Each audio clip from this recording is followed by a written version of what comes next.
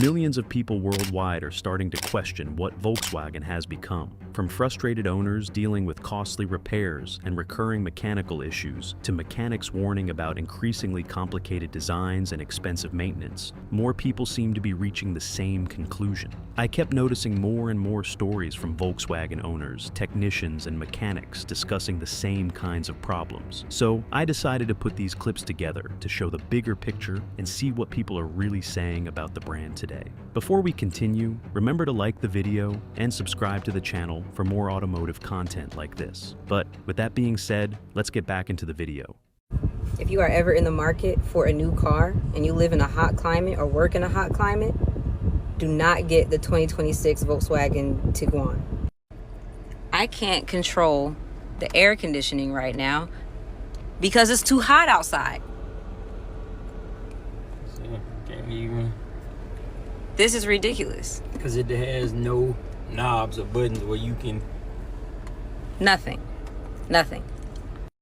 We've watched videos. I went on TikTok, YouTube. I called customer service. We called the dealership that we got this rental from.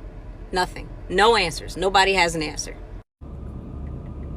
Want to see how I came to this conclusion that it's too hot? If the engine is very hot or if outside temperatures is extremely high, the function of the cooling mode, the heating and the defrost may be restricted. You know, sometimes the newest technology, too much technology, is not always a good thing, because this is ridiculous. We're burning up right now. Ridiculous. This vehicle's on. None of the windows are opening. Not even if the doors are closed. Not even the window buttons are working. The only thing working is that. You guys, I'm seriously about to crash out. So we bought a Volkswagen Atlas in May. It was brand new, drove it off the lot.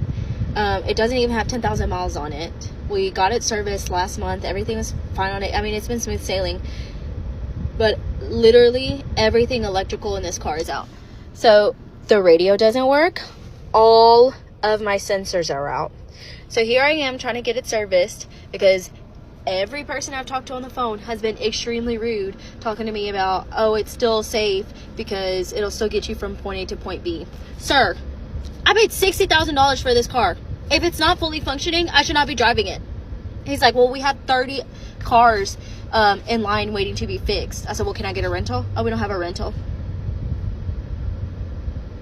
I'm about to crash out.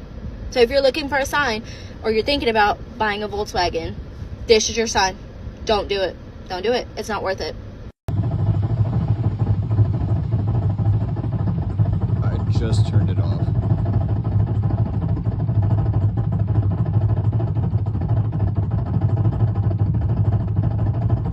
The Volkswagen brand is kind of a funny thing.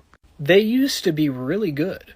If you go way back into the 90s and early 2000s, that was kind of their peak. They were creating some sedans and wagons and hatchbacks that were excellent on reliability. They were simple to work on. They had great engines in those cars. But somewhere around 2010 or a little before, things started to go south, and they started to go south pretty quickly. There was a significant drop in quality, particularly in the Volkswagen brand itself, and they seemed to be cheaping out on parts and engines, and parts on the engines. Obviously, the early 2000s Volkswagens were notorious, and still are, for having pretty cheap, janky interiors, where headliners fall down, and trim pieces fall off, and coatings on the plastic scrape off. But people didn't care because the engines kept going. They kept running and running and running. And I can relate to this because I've owned multiple Volkswagens. I had a Passat, I had a Jetta, I had a Golf. And my early 2000s B9 Passat was a great vehicle. It ran, it started every time, it got me where I needed to go. Even with high miles, it had over 200,000 miles on it. But when I upgraded to my Golf GTI, which was a 2010 model, things took a turn for the worse. And it was a well-maintained, I bought it at an Audi dealership. It was a one-owner Texas car, low miles. I had to replace the intake on it. I had to have a carbon cleaning done on the valves because it was starting to misfire from so much carbon buildup on the valves. I had to have the coils replaced because a coil went out while I was driving it and I had to have it towed to a shop. I had the engine light come on for a emissions related issue. And after a year of ownership and all those issues, I just couldn't take it anymore. I said, I need a car where I can jump in it and it will take me where I need to go without a problem. And that car was not doing it for me. So I'm afraid to say it, but yeah, I believe Volkswagen's glory days are past them. Hopefully they can come back around and figure it out. But right now, I would not recommend a new Volkswagen. That is for sure. This is why I love this company right here. I'm not even going to mention the name of them because I love them so much. And do you want to know my favorite thing about this car? Because believe me, there are a lot of things about this car. And oh boy, did I just encounter my new favorite thing about this car. Look here, I'm trying to tighten that nut on the stud right there. That just holds the intake manifold in place. Thanks to those beautiful German engineers, they said, oh yes, let's put hole in intake manifold so mechanic can tighten the nut. So you may be thinking, oh great, this is simple. I can just stick my socket down there and tighten the stud. Do you want to know what these engineers didn't think of? They didn't think to make it big enough to put a socket down.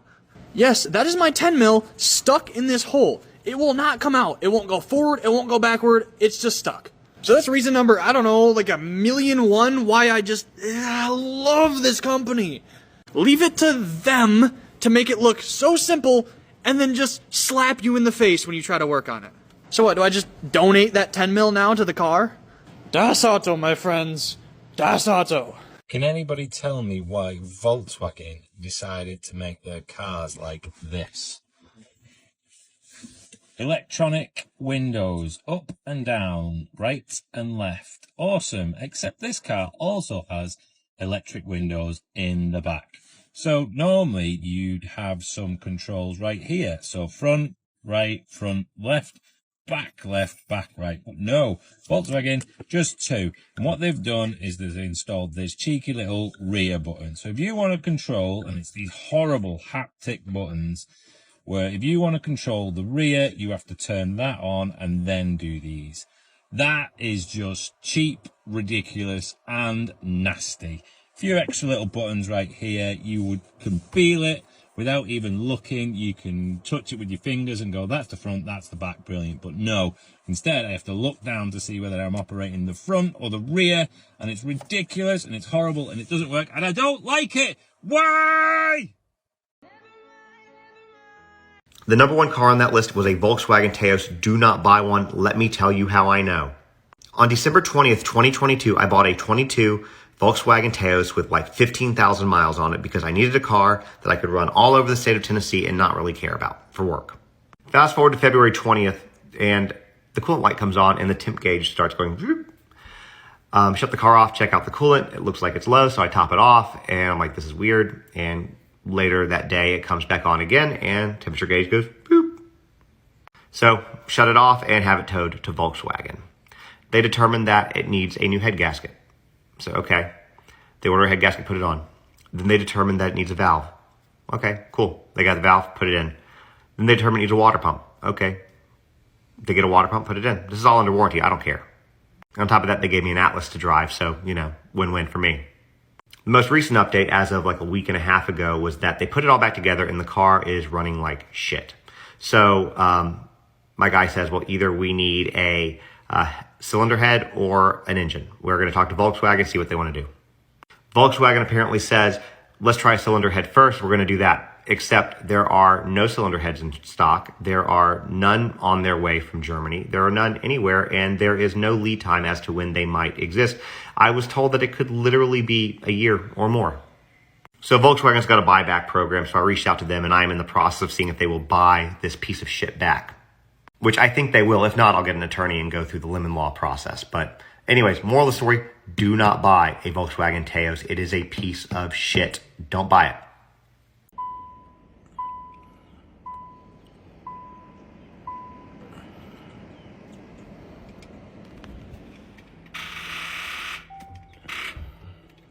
So my Amarok has a new problem.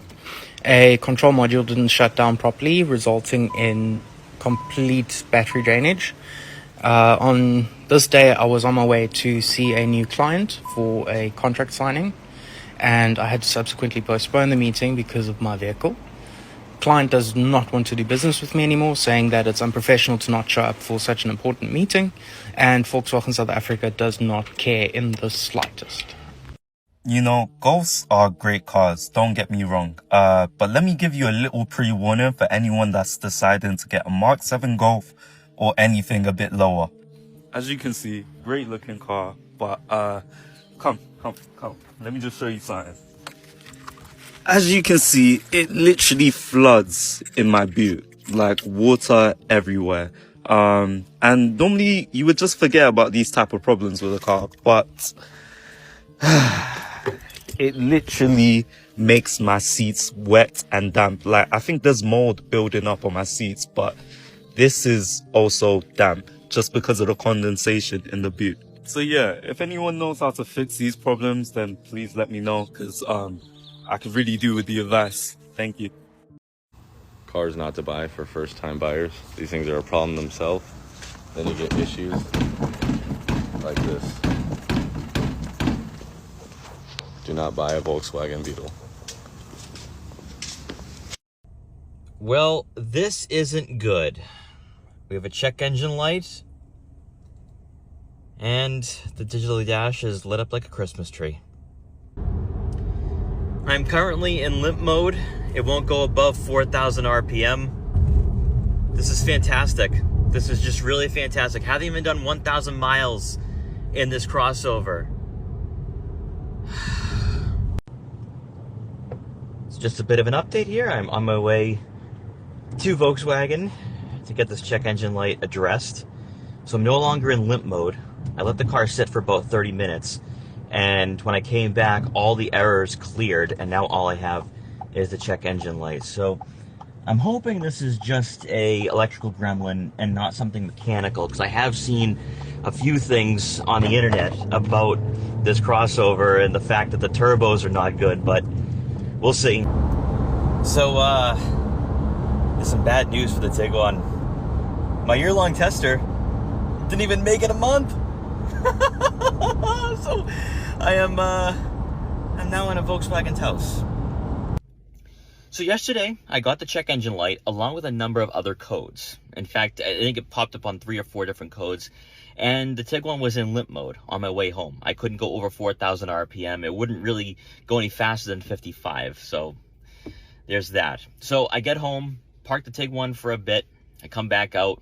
All those codes are cleared, but the check engine light is still on, and I'm no longer in limp mode.